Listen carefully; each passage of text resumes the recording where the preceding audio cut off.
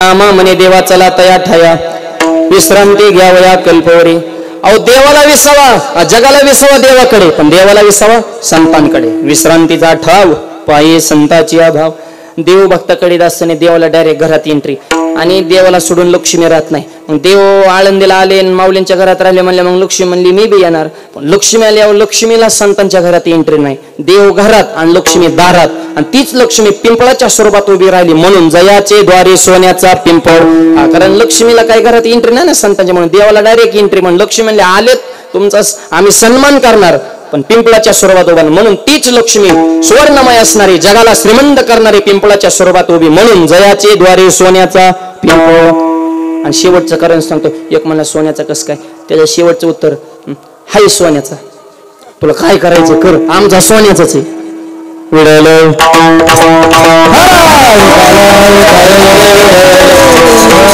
सोन्याचा पिंपळ, आणि अंगात अंगी ऐशी बळ रेडावं ताकद मुद्रामुखी बोल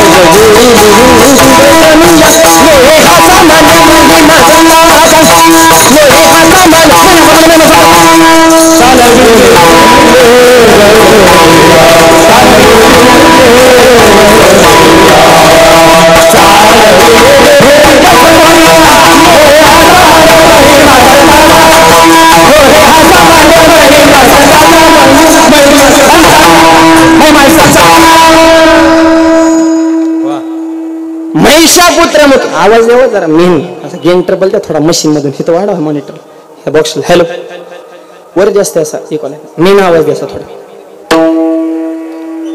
महिषापुत्र मुखी बोलवणे श्रुती चाल विली विनती भविष्वनिया। अंगी आईशी बोल रेडा बोल, रेडा बोलला वेद नाही बघ। पैठण मधला प्रसंग, पैठण मध्ये ठेवला विडा। ज्ञानोबऱ्यात तुम्ही बोलवा रेडा, ज्ञानोबऱ्या म्हणले मी बोलवतो रेडा, पण निवृत्ती दादा तुम्ही फक्त आज्ञा सोडा। मुक्ताबा म्हणले ज्ञाना तुझ्या तोंडात पुढे पेडा, अरे ऋग्वेद बोलला रेडा तेव्हा पंडित झाला येडा। विटायला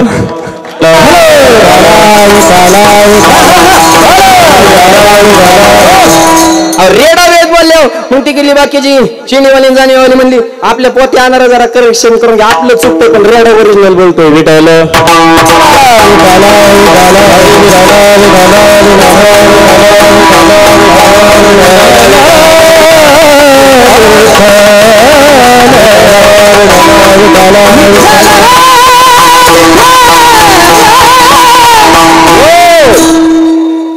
धारा सोन्याचा पिंपळ आहे, अंगामध्ये रेड्याकडून वेद ओढून घेण्याचं सामर्थ्य आहे। रेडा वेद बोलत नसतो, पण बोलवणारे जर ज्ञानोबरे असतील, रेड्याचं सोडा दगडाला ज्ञान होतंय। ज्ञान होय मोडा आती मूर्ख त्या दगडा, अरे रेडा तर सजीवाला पण दगडाला सुद्धा पाजर फुटतं, ही ज्ञानोबरांची ताकद आहे। विठ्ठल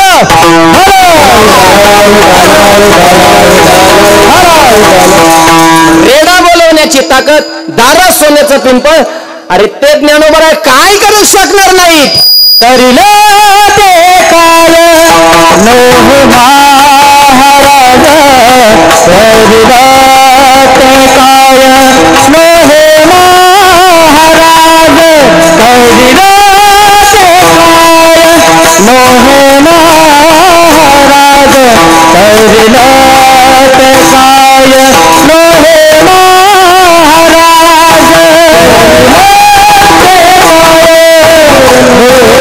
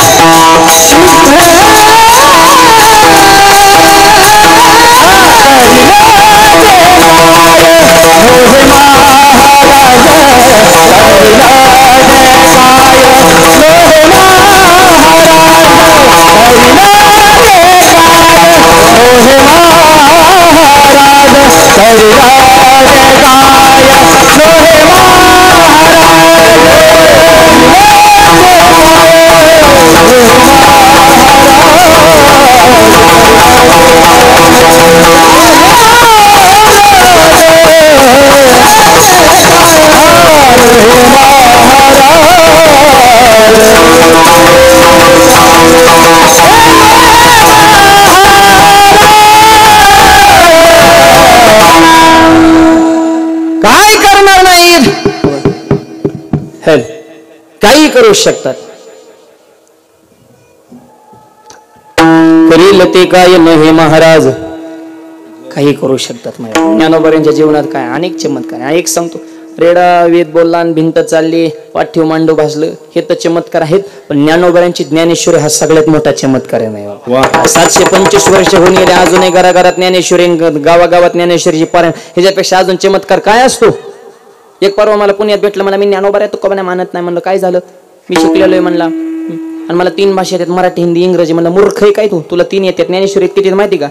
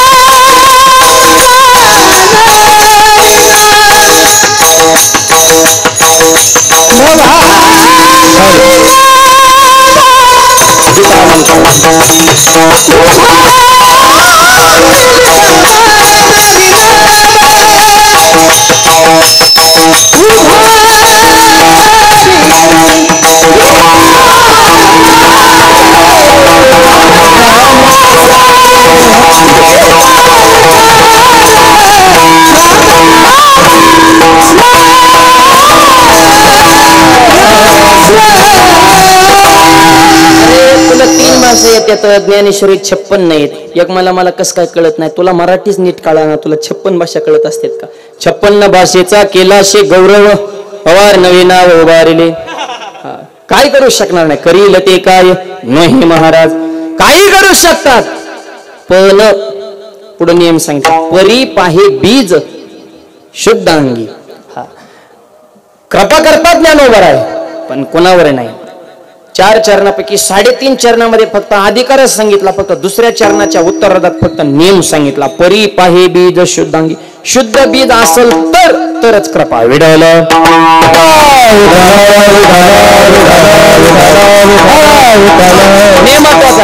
पुणे मुंबई एक्सप्रेस हायवे फार सुंदर आहे मायबाप, हायवे सुंदर आहे, पण बैलगाडीला एंट्री नाही ना. एक मला माझ्याकडे रिक्षा घेऊन लय हानते तुला, 3 चाकी ट्रॅक्टर तसलं तिथं जमतच नाही. म्हणजे हायवे भारी, प्रगती होईल, वेळेत पोचताल, पण नियम आहे ना. तसं ज्ञानोबाकडे कृपा होईल, पण नियम आहे. परी पाहे बीज शुद्धांगी, शुद्ध बीज असेल तर ज्ञानोबा कृपा करतात. आणि म्हणून ज्ञानोबाकडे येत असताना माऊली तुम्ही आमच्या मायबाप आहात, आणि एक सांग अजून काय माऊलीने आपल्यावर कृपा करायला पाहिजे. आळंदीला येण्याच्या अगोदर, माऊलींच्या सान्निध्यात येण्याच्या अगोदर कोण ओळखत होतं आपल्याला? हे सर्व गायक वादक, आमच्या सारखे कीर्तनकार. माऊलींनी एकदा ओटीत घेतला, आज महाराष्ट्राच्या बाहेर ह्या सगळ्या कीर्तनकारांची क्रांती.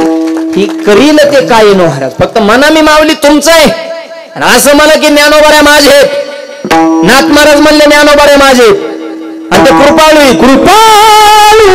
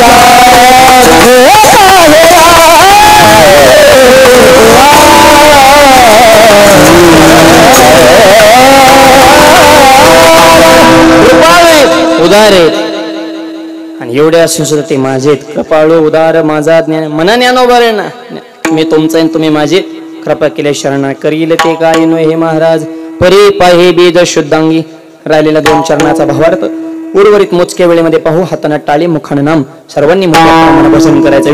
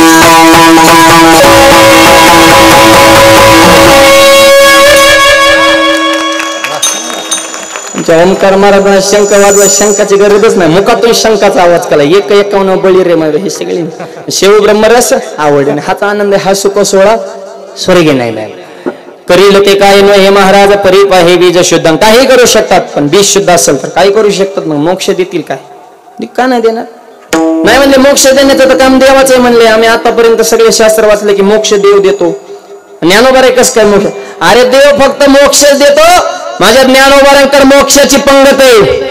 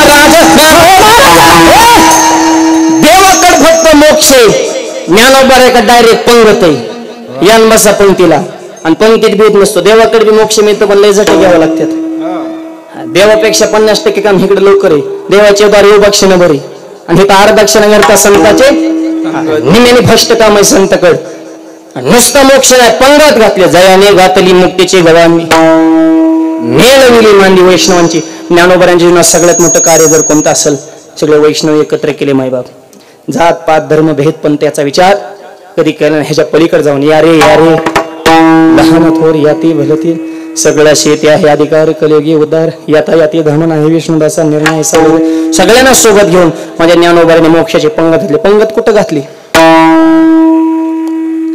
हॅलो, एकच पाळी